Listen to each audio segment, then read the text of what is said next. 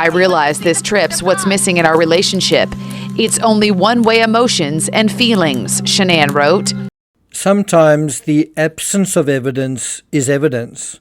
On August 3rd, a Friday, Watts finally communicates some of what's bothering him. The truth comes out, or part of it. Watts tells Shanann directly how he feels about what's happened between her and his folks. It's the right decision, right, to communicate honestly with his wife about how he feels about something. It's in the same ballpark as, why didn't he just ask for a divorce? But there's a difference between the right thing and what people tend to do. Probably the deal with his parents is bothering him some, but it's not the real kernel of the problem. She keeps asking him what's wrong, and so this is something that he can talk about. It's a useful way also to test the waters with her. But you wouldn't think any of this by looking at the single, apparently harmless entry on August 3rd. Watts transferred images of Kessinger into his secret calculator application, and so what's really bothering him is Shanann. I got nightmares in my head, I fear thoughts build up until I can't feel. My mind fills up into a creature, and it haunts me somewhere much deeper. I got nightmares in my head, I fear. Hello and welcome to True Crime Rocket Science. So late at night, what is the Silver Fox up to? Secreting another image of Kessinger into his secret calculator app. Is doing this at 23 minutes past 9. This must mean he has some space in the evening to look at the image and move it, perhaps to receive it too and comment on it. This also reinforces the notion that Watts and his wife didn't sleep in the same bed that night or any night during the course of his stay in North Carolina. This also suggests that each night, once the children were in bed, there must have been drama and tears. August 3rd is different to August 1st and 2nd for the simple reason that Watts finally plays and thus reveals a card. It's a big moment for him and an unusual one. He tells Shanann how he feels about something. To repeat, this is also a test of sorts. How will Shanann react to the card he plays, revealing how he really feels about something, and thus how he feels about her? Watts probably doesn't confront Shanann as much as she pushes, she prods, she pokes him to get him to talk to her about what's bugging him.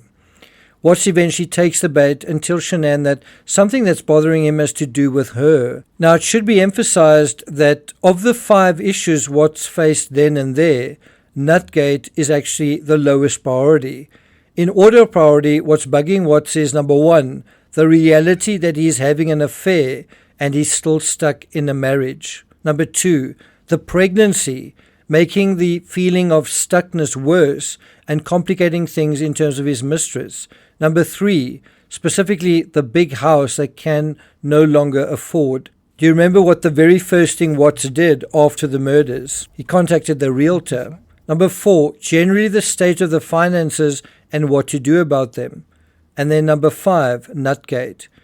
When Watts is pushed to the brink by Shanann interrogating him, just as Coda and Lee did, he stalls, he diverts, he denies, he tries not to give anything away, because that will get him into trouble. Finally, when he's basically cornered, he admits to the least important thing.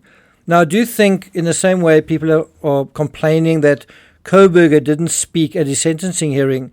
If he did speak, what do you think he was going to say?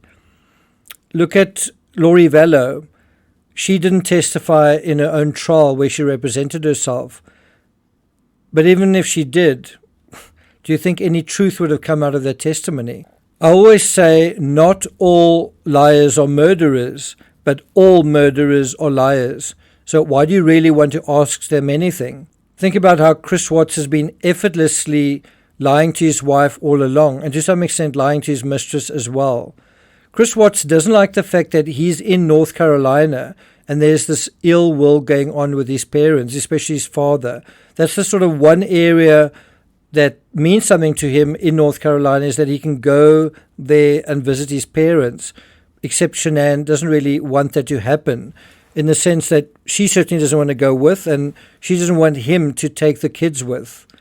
Perhaps on a Friday, the thought has come up to go see his parents over the weekend. But Shanann has no intention of seeing her in-laws, and what's more, her children are not to be allowed to see his parents either. The critical aspect here isn't what they're arguing about, but how they're arguing. He's trying to avoid a confrontation, and we're about to see why. Because it's an open question. How does Shanann react to him bringing up his parents?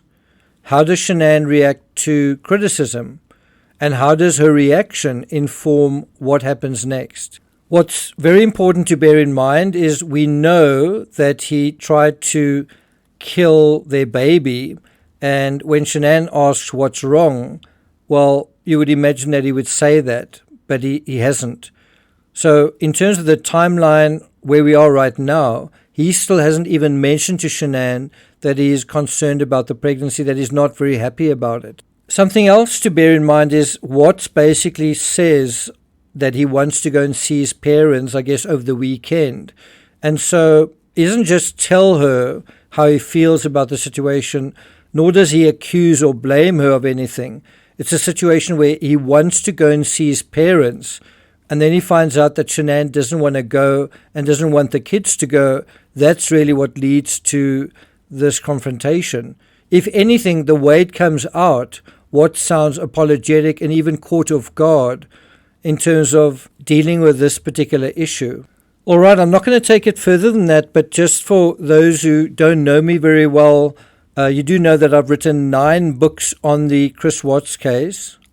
That's the 9-book Two-Face series, and then there's a 3-part series, a trilogy known as the Silver Fox Trilogy. I'll put links to those books in the description, but in order that they were written is number 1, Two-Face, the man underneath Christopher Watts. That's rated 3.7 out of 5. Two-Face Beneath the Oil, that's rated 3.7. Two-Face Two Pollyannas, rated 4 out of 5. Two-Face Rape of Cassandra, that's 4.3, one of my highest rated books. Two-Face Drilling Through Discovery, 4.4, very highly rated. Two-Face The Mysterious Mistress and the Confession. If you want to read my research into Nicole Kessinger, that's the book for you. Then number 7, Two-Face Annihilation, rated 4.1. Two-Face Oblivion, that's book 8, rated 4.2.